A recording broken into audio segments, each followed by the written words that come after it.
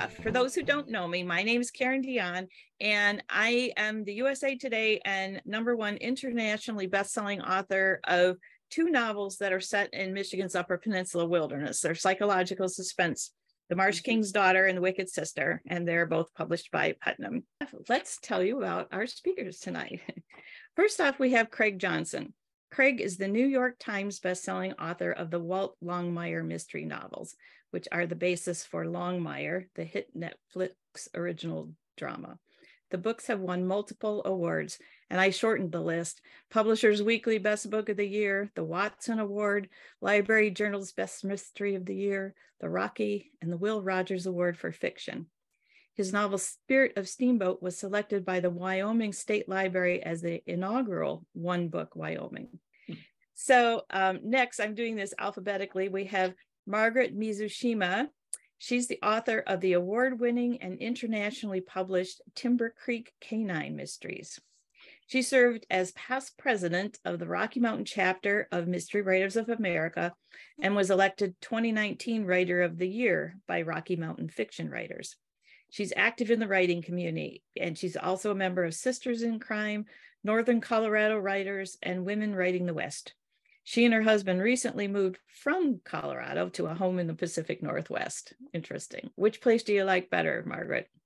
Oh, you know, we lived in Colorado almost our whole lives. My husband lived there his whole life, and me almost. So it's hard to beat Colorado. Yeah, we do love Washington. We're in Washington State actually, and we do love where we've landed. So yeah, I'm sure it will be more and more like home the longer we stay here. Yeah, if you stay another lifetime there, maybe it'll be harder to choose then, right? Right. So right. Margaret's current book is Striking Range. It's a Timber Creek Canine mystery. The paperback came out same date, September 6, 2022. There it is. Thanks for holding it up, Margaret. Then we have Taya Obreht. Taya is the internationally best-selling author of The Tiger's Wife, which won the 2011 Orange Prize for Fiction and was a finalist for the National Book Award. Her second novel, Inland, was an instant bestseller, won the Southwest Book Award, and was a finalist for the Dylan Thomas Prize. Taya's work has appeared in Best American Short Stories, The New Yorker, The Atlantic, Harper's, and Zoetrope All Story, among many others. Originally from the former Yugoslavia, Taya now lives in Wyoming, and she splits her time between Wyoming and Texas, and currently serves as the endowed chair of creative writing at Texas State University. Yay.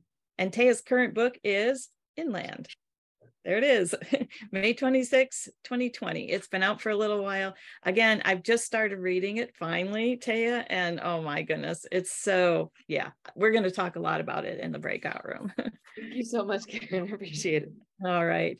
And lastly, we have Marcie Rendon. Marcie is an enrolled member of the White Earth Nation, a Pinkley Prize-winning author, a playwright, a poet, a freelance writer, and a community arts activist. Marcie was awarded the McKnight Distinguished Artist Award for 2020. She is a speaker on Native issues, leadership, and writing. Her second novel in the Cash Black Bear, Mystery Sister series, sorry, I'm losing my voice. That's bad. Girl Gone Missing was nominated for the Sue Grafton Memorial Award. She's been recognized as a 50 over 50 change maker by Minneapolis AARP and Pollen in 2018. And she lives in Minneapolis. Nice to have you with us, Marcie. You can unmute yourself here. You're allowed to talk in this part. Well, and then book 3, Sinister Graves, came out in October of 22. Yes, this is Marcie's current book. So, and when you hear what it's about, you won't be able to resist it. It's fascinating. So thank you, Marcie, so much. And thank you all of you guys for being here. I'm so excited. I'm tripping over my words.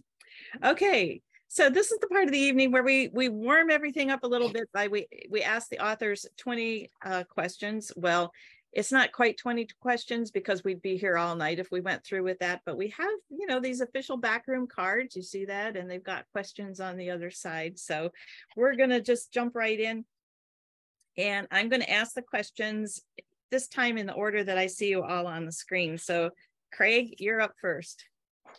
And this question, I'll admit it's not printed on one of the cards, but I want to know. So Robert Taylor, he is such a perfect Walt Longmire. You get a chance. Did you have an opportunity to choose? Did you have any influence in the casting? Yeah, they actually, it was an odd situation. I think that the producers were not the norm, from what I'm to understand, like that, because I had a lot of other authors tell me what their experiences were like with Hollywood, like that. But we had some really amazing producers who really cared about the books, really cared about, you know, the world that they were portraying in this TV show. And so they really wanted to make sure that they got it right, like that. And yeah, Robert, you know, was actually the one that I was voting for, like that. We had a lot of like different actors.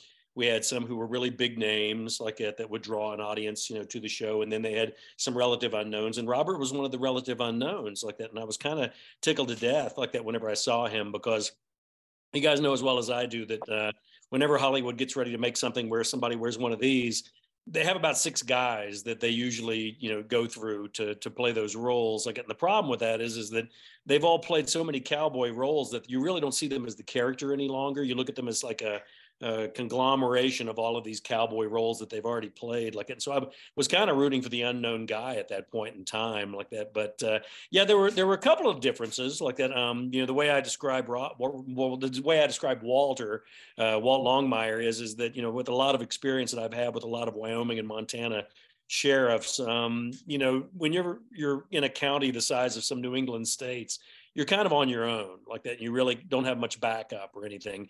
And so it's an occupational hazard that the majority of them tend to look like refrigerators with heads. Mm-hmm. They're big guys. They just tend to be big guys like that because big animals kind of have an impact in this situation like that. And so, you know, I guess Walt in my head was kind of an offensive tackle. This is a nice day to be able to bring this up during the AFC NFC championship games today like that, but kind of an offensive tackle, a very big guy. Like in the books, Walt weighs about 255 pounds. He's about 6'5". And Robert, on the other hand, is like about, I don't know, I think he's about 6'3", like that, about 220 or something like that. And so he's more of a quarterback, you know, kind of a build like that. But to be honest, like that, I haven't had anybody complain about Walt Longmire a great deal, especially female viewers. They seem to be a-okay with the way that Robert looks. They seem to be pretty happy with that. As a matter of fact, my wife, Judy, was happy with, you know, the way that Robert looks like it. So I didn't have too many complaints at all. Like the only time that I had arguments with the producers was when they said, you know, we're thinking about making Walt and Henry about 10 years younger than they are in the books.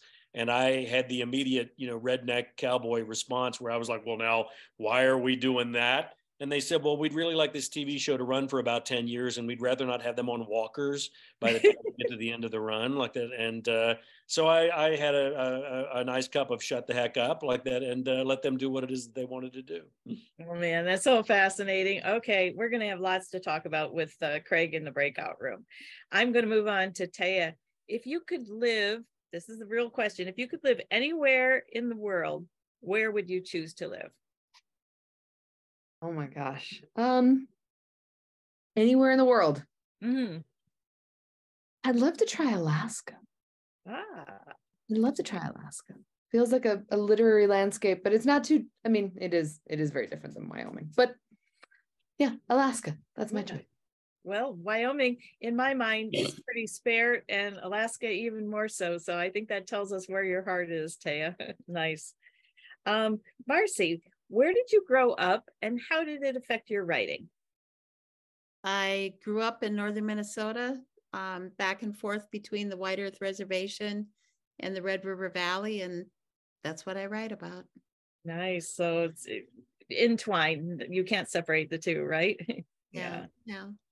And I had that specific question for Marcie. That's why I skipped you, Margaret.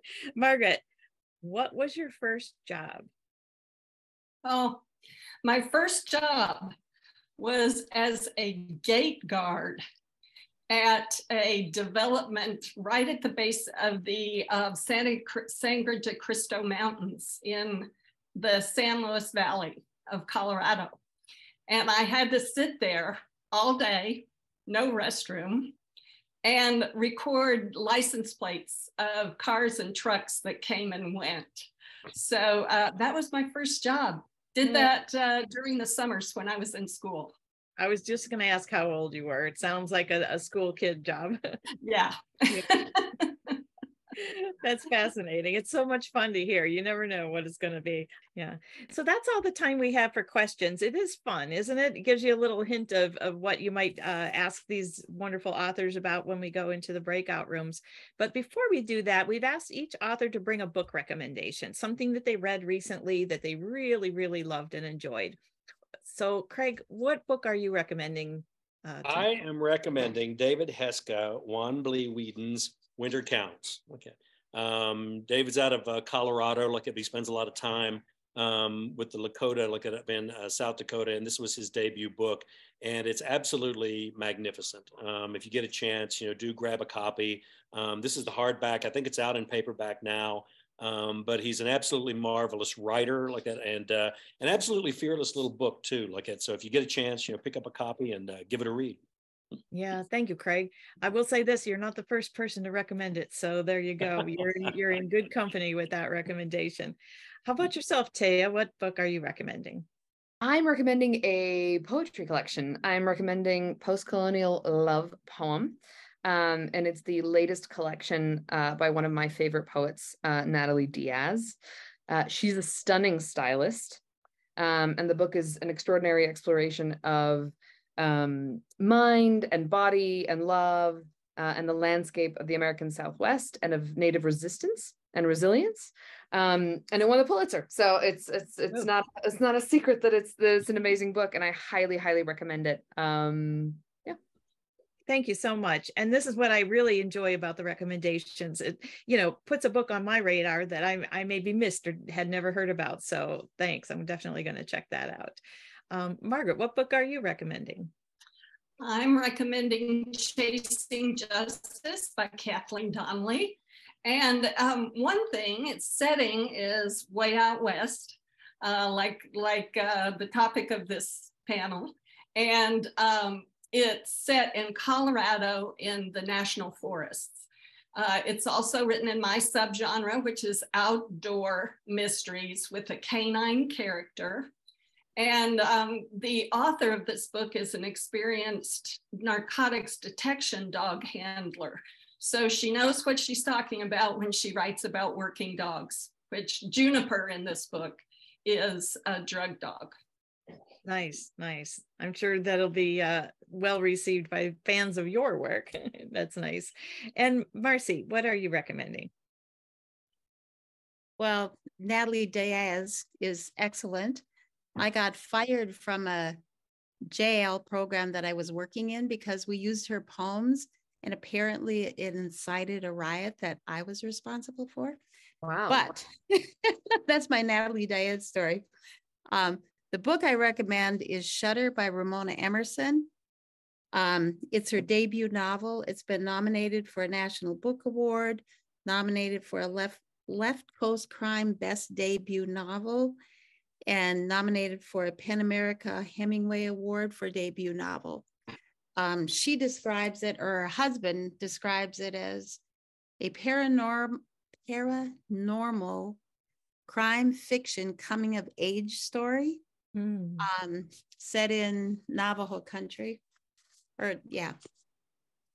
Wasn't that fun? We hope that you enjoyed this taste of what a backroom event is like. The best part comes immediately after, when the audience is divided into breakout rooms and the authors visit each room in turn.